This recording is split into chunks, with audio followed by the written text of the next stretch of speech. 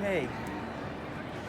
All right, we're here in Philadelphia, the great city of Philadelphia, one of my ancestral hometowns, both patrilineally and matrilineally, at City Hall on this great day of victory against fascism in the United States, the U.S. American Empire. It's just the beginning, the first battle in a long war, and the empire probably won't survive, and that's probably a good thing, because this empire has harmed a lot of people in its history, a lot of people, maybe more than any other empire ever did. All right, so I want to start this series of readings I'm doing in honor of Revolution Day. Today is November 7th, the anniversary of the great October, ironically, revolution, the Bolshevik Revolution. And that is, of course, an international holiday for all of us. And I think communism is coming back. It's already been back for a while, and it's going to get stronger. And part of my job as someone who was born in the U.S. American Empire in Texas with parents from Philadelphia, and who emigrated subsequently spiritually, geographically, culturally to the former Soviet Union, to St. Petersburg, Russia, my job is to try to connect these two struggles against evil empires. Okay.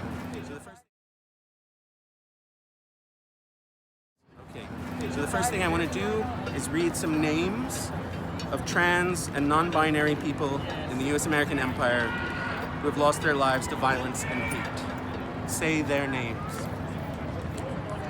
Dustin Parker, Alexa Nulisa Luciana Ruiz, Yampi Mendez Arojo, Monica Diamond, Lexi, Johanna Metzger, Penelope Diaz Ramirez, Leila Peleas Sanchez, Serena Angelique Velasquez, Ramos, Nina Pop, Hel J. O'Regan, Tony McDade, Dominique Remy Fells, Rhea Milton, Brayla Stone, Aaliyah Johnson, Alicia Stanley, Merci Mack, Shaky Peters, Shaki, Bree Nuke Black, Summer Taylor, Tatiana Hall, Marilyn Cazares, Tiffany Harris, Kiasha D. Hardy, Brian Egypt Powers, Aja Raquel Roan Spears,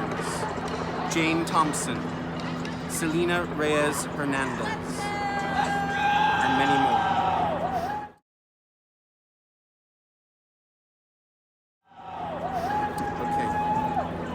And now I want to read a poem I translated that's written by Hanna Zubkova, a Belarusian artist and poet, about the beatings, the police brutality that was inflicted on the Belarusian people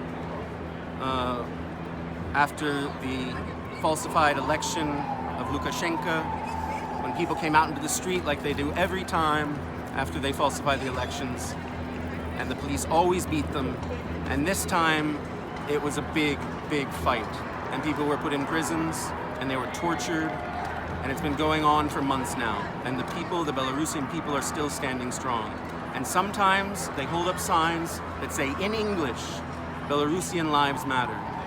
And that is the only version of that slogan that I find acceptable, because it is a gesture of solidarity and a gesture of, look at us, we are also fighting the police. We are with you, and we hope you will be with us. So I just want to read part of this long poem that is made from a list of all the injuries sustained by the Belarusian people during these brutal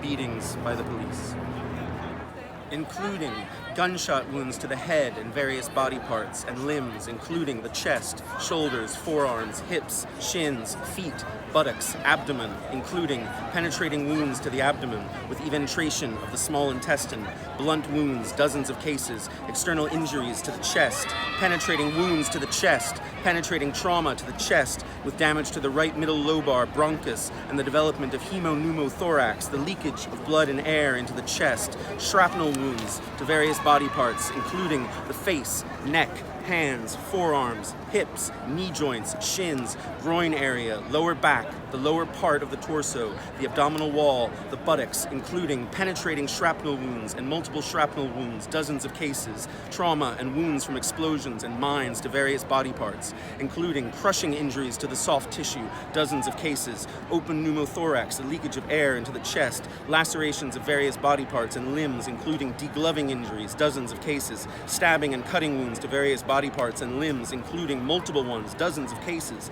thermal burns from flames on the upper and lower limbs of the abdomen, several cases, chemical burns to the eyes, several cases, barotrauma to the ears from blasts of pressurized air, several cases, ruptured eardrums, autogonorrhea, bleeding from the ears, the condition after suffering an electrical injury, the toxic effect of gases, vapors, fumes, several cases. Cranial cerebral injuries of varying severity, including both closed and open, many dozens of cases. Concussions of the brain, hemorrhagic contusions to the brain, dozens of cases. Traumatic subarachnoid hemorrhaging of the brain with the formation of subdural hematomas, including acute hematomas, several cases. Periorbital hematomas, several cases. Pneumocephalus, the leakage of air inside the skull. Fractures of various bones in the head and the face, the base of the skull vault, the zygomatic bone, the upper jaw, the maxillary sinuses, the bridge of the nose, the crown of the head, the frontoparietal region, the temporal region, including open fractures of the zygomatic bone, dozens of cases, fractures of the upper and lower limbs, both closed and open, including comminuted fractures and displacement of the bones, rib fractures, dozens of cases, compression fractures of the body, the vertebrae, the dislocation of joints, damage to the capsular bags of the joints and displacement of the capsular ligament apparatus of various joints, including the cervical part of the spine, including hemarthrosis of the limb joints, the leakage of blood inside the joint, blunt trauma to the abdomen, subcutaneous hematomas, bruising of different parts of the body and the head and the limbs, including extensive interstitial hematomas, including linear hyperemia, including edema and induration, blood in the gluteal regions, the lumbar region, the posterior surface of the hips, the neck, the posterior and lateral surfaces of the chest, the posterior surfaces of the shoulders, the posterior surface of the ulnar joints, many dozens of cases, contusions, contused wounds, contused abrasions of various body parts, the head and the limbs, many dozens of cases, arterial hypertension, hypertensive crisis, several cases, convulsive epileptic seizures, several cases, decompensated diabetes brought from the detention center on a Creston Lane, including death before the arrival of the paramedics at 22:35, 8/10/2020, Prietsky Square, one case, including. At the time I translated the poem, say hello to those guys. Fight race, film them.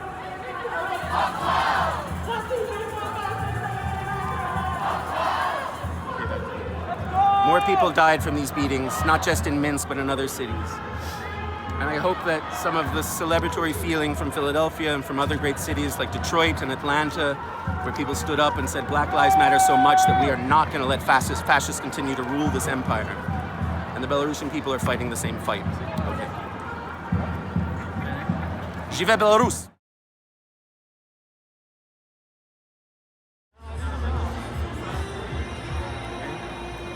The dream is over, Lesbia. Now it's time for sorrow. Time to throw off our rings and dresses at the bloody feast. In honor of the memory of our sisters, let's smash our glasses. Oh, Lesbia, the time of war has come. Time to buy guns from thick-set men and hide a blade or a shiv in your MacBook case and move with clenched teeth through the dark fascist ranks. Oh, Lesbia, our time lies snuggled up in a coffin. Its victim's skull is split, and blood is pouring down his face, an indifferent gaze. Can you feel how my heart beats when you put your hand on my breast? How the night weighs on us. The time has come to tumble out drunk onto Tverskaya, onto Peace Avenue, and embrace each other. It's a time when love and politics are one and the same, while police and hate are something different. Where open lectures give way to lessons in street fighting, where frosty breath turns into imaginary free universities, and the Olympic bear is on his knees, and next to him a child is on his knees. I can see a razor in your hand, Lesbia. Your hair is tangled, your gaze is mad. So stop, our heart will live again, looking our parents in the eyes through a slap in the face, cutting across the yard, flashing through police cordons, leaving graffiti and poems. Lesbia, rise! The time has come to sing a joyous song, spitting blood in the tooth fairy, covering our faces with our hands, ripping up the asphalt until our brothers, our friends, our parents stand in a circle and shout, "Oppa! Oppa!" I don't know what books I should read, what kind of political struggle I should practice, when everyone around is neither living or dead, colluding, establishing the kind of order in non-being where they drag a piss-stained dick across your lips behind a pile of lumber in the schoolyard. Now we'll teach you right. Tonight, neither living or dead, when you know nobody's language, rise, Lesbia. Enough, get off your knees, rise, beloved of mine, even if it means death. And this feast, terrible and seedy, this meaty fare, these worms on the heads of the black junta, these chants and demonstrations, these blows and sobs, everything will vanish in the abyss.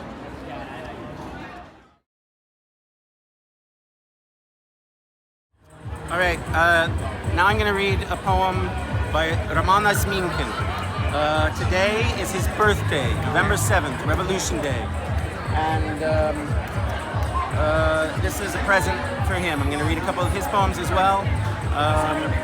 The first one continues the queer theme of the previous poem, but in this case it's about ethnic miscegenation in the former Soviet Empire, specifically the part run by Vladimirovich Putin. First I'm going to read it in Russian because otherwise you can't feel the rhythm. It's called «Вот славяне и татары». Речитатив подражание Дмитрию Александровичу Пригову. Вот славяне и татары взяли и перемешались, а еще одни славяне с уграми перемешались, а еще одни славяне с финнами перемешались, а еще одни славяне с немцами перемешались, а еще одни славяне с греками перемешались, а потом еще монголы в это дело вовсе вмешались.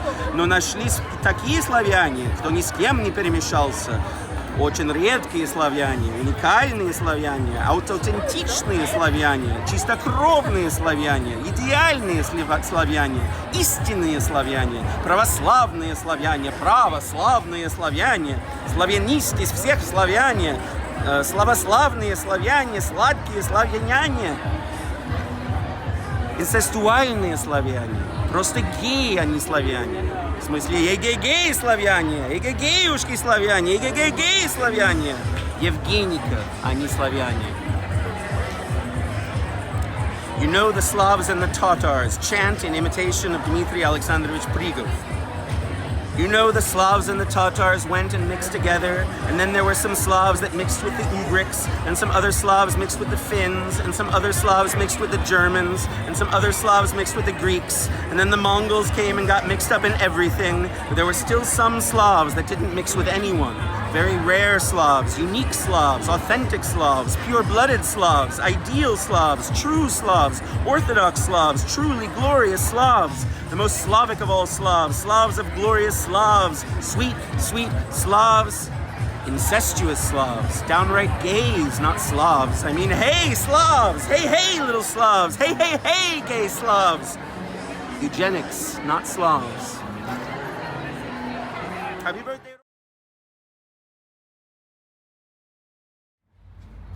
Okay, this is the Liberty Bell. You can't see the crack, but it has a crack. This next reading comes under the hashtag WeNeedANewLibertyBell. Let's walk over here towards Independence Hall, where the Constitution of the United States, the U.S. American Empire, was signed. Can't see very well. Can you see me? All right. Galina Rymbu. The law has no force here, and the Constitution will not save us from pain and hate. The law has no force here, and the Constitution will not save us from pain and hate. I have only 2 free hours in my life to write this, from 5 to 7 in the morning. The remaining time does not belong to me, just as the law does not belong to me. The Constitution never guaranteed safety for me and my family. We hid under a blanket whenever something happened. We hid from my papa under a blanket in 1993. We drank thick juice from glass jars and gutted a pumpkin. I always want to simplify everything. Sometimes all of history fits into a few personal events for me. Sometimes poetry and the law are just as simple as they are false. Poetry, equality, fraternity, everything exists. One should not believe what is written. A bruise can't change the objectivity of the fact of its absence, just like shards of glass in a vagina, like the rumbling of tubes in an old angel dog slowly moving across the neighborhood. Its fur magnetizes. Theft, humiliation, men and women cannot be equal. I write long poems, long as nights spent in lockup, because I always get mixed up about what I wanted to say, as if I'm giving evidence, and I'm not completely sure what happened. This is not an article of law, it is a street of confused facts. There is no ethics here, no good or evil, truth or lies. In these stairwells, people fuck ambivalently and in a hurry.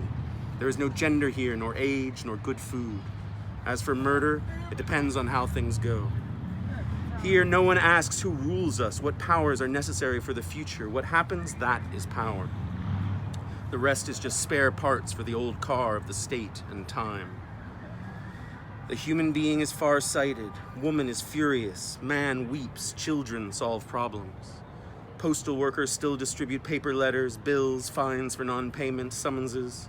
This is not a street, it is an article without a constitution, about who we are, without liberty, equality, fraternity, without a computer, just frightened sisters, only hotbeds of skin disease, not hotbeds of resistance. They aren't burning, we don't have to please anyone or think clearly. This is the music of the street, the bass notes of concrete housing blocks and the cry of the bird inside when you squeeze into a minibus. This is frost on the windows and cold radiators. The state grows old, but we renew ourselves. We can wipe our asses with the Constitution. We don't need oil, our thoughts are energy. Politician, listen to life. Tubes in the kidneys are singing, canker sores are singing, a track mark from shooting a quarter gram is singing, a dose is singing, Noswar is whining behind the lip, a yellow gob of spit is singing, handcuffs are singing. A demobilized soldier is singing, a queer boy of conscription age is singing violence. Behind the garages, girls are singing of simple worlds. A cigarette is singing, infected milk is singing, my father's foreman is singing with an accordion, a storehouse of food is singing, an abandoned village, a dead lawyer, a journalist, gonorrhea, chlamydia, furunculosis, an empty bread factory. Booze is singing in the belly. The intestines are singing, rolling around in the troubled times of the body. A multisyllabic people, and the delicacy of condensed milk is singing. Our God of color with special needs is singing from the Baptist brochures they handed out to our moms on the way home from the shop in the 90s. A bad student with a child is singing. The drill of hunger is singing in the belly. And again there are beats. Do, do, do. Translator's note. I've left the word du, spirit, in the original Russian to preserve its sonic quality, which reproduces a techno beat. The final consonant in duh is an aspirated velar, similar to the English but pronounced further back in the mouth. The reference to Hegel's phenomenology of the spirit is self-evident here, and another possible rendition would be Geist, Geist, Geist, duh, duh, duh, Geist, duh, duh, duh, Geist, spirit, spirit, duh, Geist, spirit, spirit.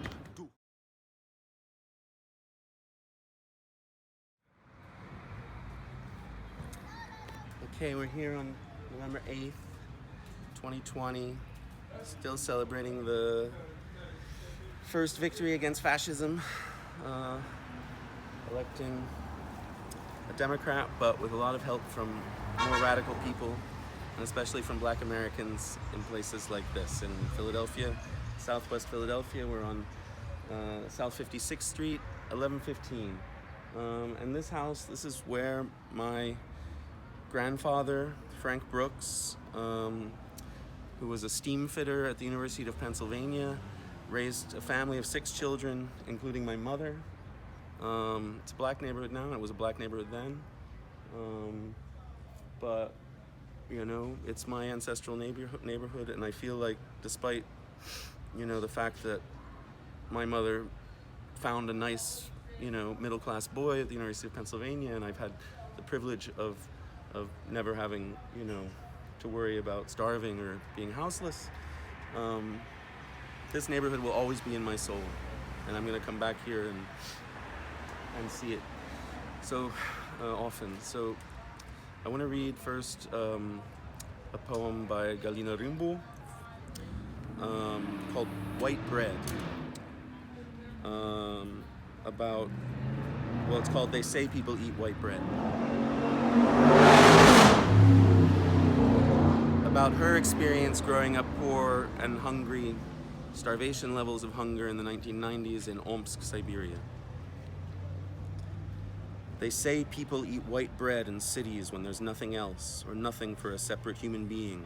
Then he eats white bread, in large quantities, stuffing his intestines with crumbs, crust, and if the situation allows for it, he spreads cheap mayonnaise on the bigger pieces, or dips it in hot water with a bouillon cube. He eats and eats white bread, stuffs his guts. The doctors say that it's white bread that makes the fecal matter back up in the large intestine, forming stones that can live there for years, poisoning you, living feces inside the poor, their gray faces and dark scowls. Trembling hands in a one-room flat held over the gas and gray lamps at the head of the bed, Chinese wall lamps next to icons, posters of stars, tons of white bread in their thoughts. Crumbs stuck together in my thoughts, hot loaves, sharp, and fear, fear, fear. Going into a shop at 13, fear, uncomfortable, unbearable in front of a good-looking boy, asking the shopkeeper, give me a bit on credit, a loaf of white, I'll give you 4 rubles now and bring 2 later. And the shopkeeper answers, why don't you take some hot black bread? Sure, but the black is better with sour cream, borscht. And where am I going to get borscht? You need meat for borscht, meat of the regime's innocent victims or simply animals, screaming cows under the rain in a Siberian village. There's a buzzing, the first frost, and it's cold to sleep above the neighborhood on a November night. Too cold at home to breathe, and you can hear people shouting and creaking in their dark homes, the intestines of our people. Like in the night bakeries, the bread bakes itself, humming, mocking, contorting, mincing. In black coats with fur-lined hoods, in Adidas track pants early in the morning, walking over dark ice to the bus stop, smelling of gas, a wild song. Yes, those who support the regime, they told you, but it turns out the intestines have gotten their own back, and something completely different is in their faces. Or are we students running with Lena for several years to the cheap market for white bread, gobbling up whatever we get, huge, with thick thighs, portly, forever fat and hungry, wanting to stuff ourselves with this bread, cardboard Moscow bread for failures, beyond those bakeries, Belgian, French, with sesame seeds and sea salt for the dicks prancing down Tverskaya. And we don't even know who made it, what it's greased with, what labor. We haven't seen bread ovens for over 100 years, and we're dead. It can't be ruled out that this isn't bread at all. They don't bake it, don't knead it, but do God knows what, asleep. On the seashore, in a fancy hospital, thin and tanned, I dreamt about everything connected with bread.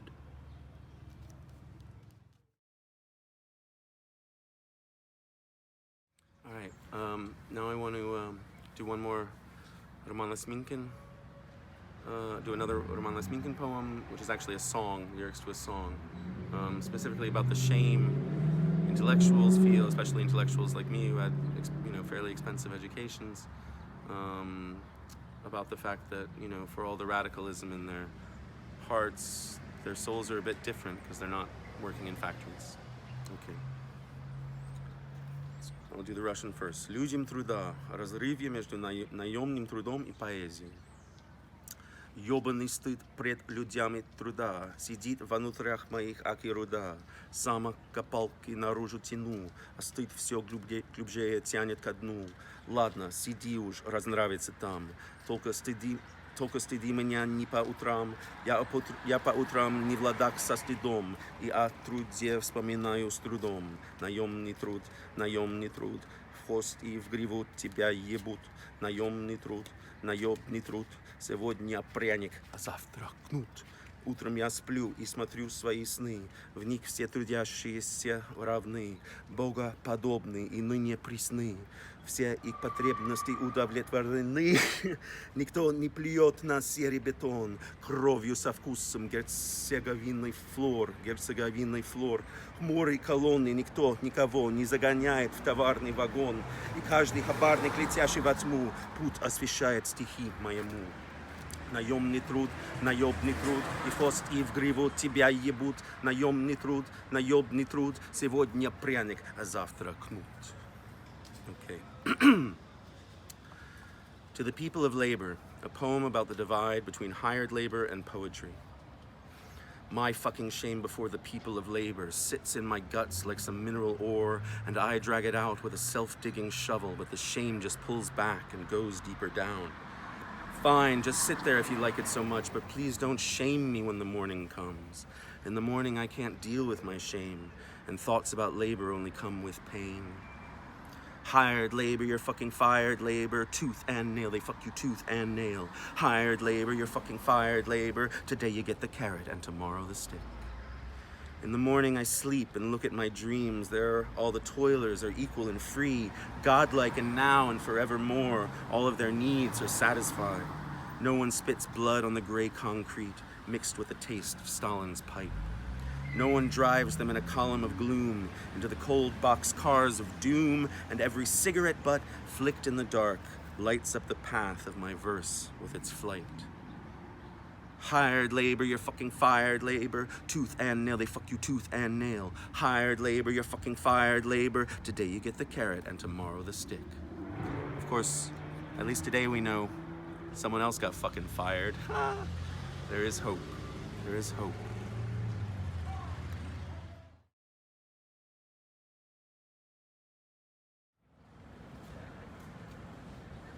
Okay, now we're at the University of Pennsylvania, where my mother and my father met in the 60s. My mother on full scholarship because of Frank Brooks working here as a steam fitter.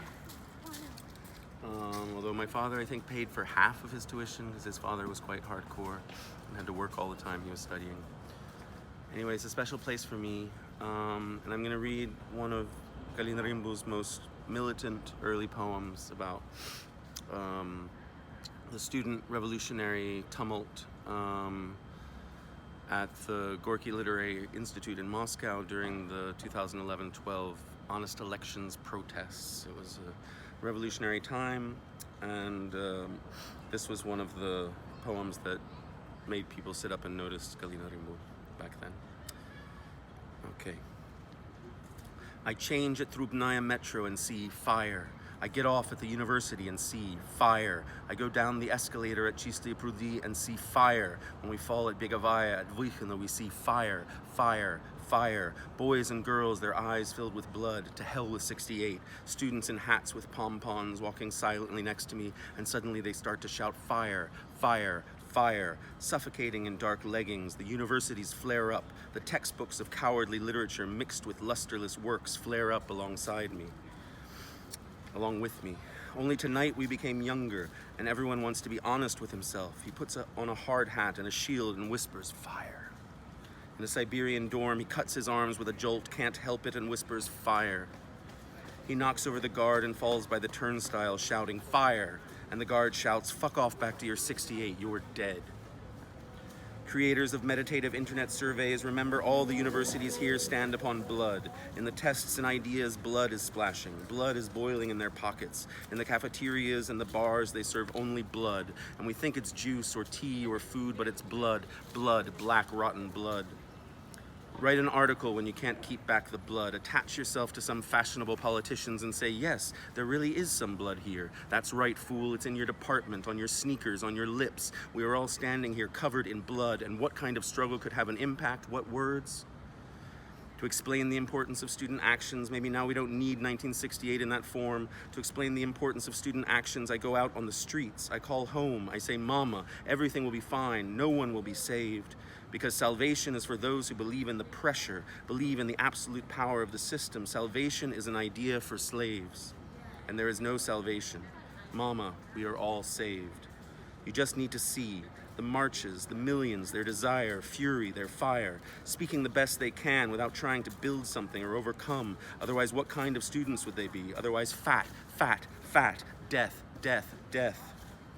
while we were writing and screwing, while we were tortured by loneliness, while dealing with the dead body of politics and burying the state's lamented carcass in heaven, Bulgarian students have occupied Sofia University demanding the government be dissolved, they say, because we knew that our fellow citizens would support us. And you say, well, Bulgaria ain't Russia, less poison and rot. Here in old Russia, under the heel, under pressure, we have to bend over backwards, thinking up slow methods of struggle, clear political positions.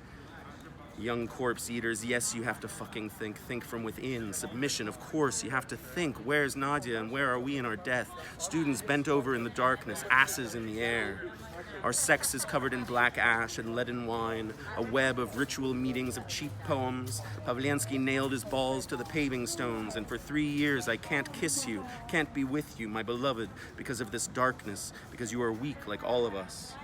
Your mothers drip like fat and cry. They can't understand what's going on. They scramble into the city in black buckskin and terrible tunics, scramble into death through the sails, discounted milk, their rank vaginas, able only to give birth, yes, to the health of the Russian nation, no to migrants. Let them go from our Moscow vagina. Our mothers left thick scars on the dead body of the land. Our mothers, domestic clots of flat aggression, and everything tells them, take it. Our fathers, smooth, sick erasers, lulled to sleep with imaginary food and an imaginary war. And our fathers, the ones who work in provincial factories like trees spreading their branches in a pus-filled winter. And you say, Galia, what's this got to do with 68? This is not some intellectual rebellion. I go out on the streets and I see only fire. I die on the street and the last thing I see is fire. My friends, pumped up on heavy pills, they follow me. We splinter off in the depths and all we see, this isn't heaven, isn't hell. It's a political system, the essence of which is fire, the essence of which is repetition until death and a failure to see repetition until the fat and the horror leave our people, our fellow citizens. There's no knife, no other weapon, no reasonable discourse, no public lectures, no blood, no tender poetry, no terrible tenderness at the last minute. They threw the body of the migrant on the tracks. They tear the living flesh off our friends. With pumped up thighs, they come to kill, raping while you're taking notes on Lermontov's biography, killing, throwing on the tracks while you're dreaming of a career in physics, making it big, while you're dreaming of manned flights to other galaxies. They will cover the whole sky with a flag of death, as if there's nothing there, no galaxies at all. And maybe, when you're done with your half-assed notes, you will go and rape, go and tear the living flesh off a migrant or a tramp, or you'll shout, business is love, because they are you, because there is no class enemy, only cruelty, they, only betrayal, we, only silence, I, without love, without power, without sex, without time, without 68, a feminist wall with a whale with a needle in your tongue, weak boys in black suspenders, students without student solidarity, bent over for a fuck in the offices, dead education in polished boots, horrible Russian men with little beards, with briefcases and feeble thoughts, frozen in the universities like root vegetables in the black earth. The burnt face of fertility, the decrepit corpse of the Silver Age, the works of Tsiolkovsky on the bones of mysterious animals, a mutant president embracing Akhmatova, your death sport and red caviar. What is there in this place?